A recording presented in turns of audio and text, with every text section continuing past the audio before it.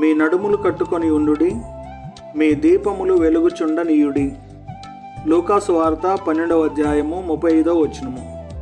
తమ ప్రభువు పెండ్లి విందు నుండి వచ్చి తట్టగానే అతనికి తలుపు తీయటకు అతడెప్పుడు వచ్చునో అని అతని కొరకు ఎదురు చూసు మనుషుల వలె ఉండుడి.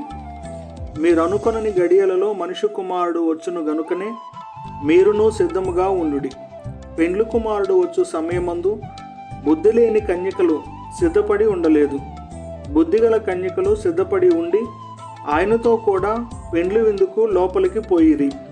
అంతటా తలుపులు వేయబడెను.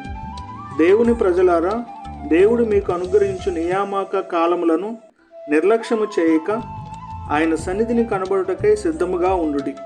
అప్పుడు గొర్రెపిల్ల వివాహ మహోత్సవ సమయమందు ఆయనతో కూడా సంతోషించి ఉత్సహించి ఆయన మహింపరచెదరు గాక. ఆమేన్.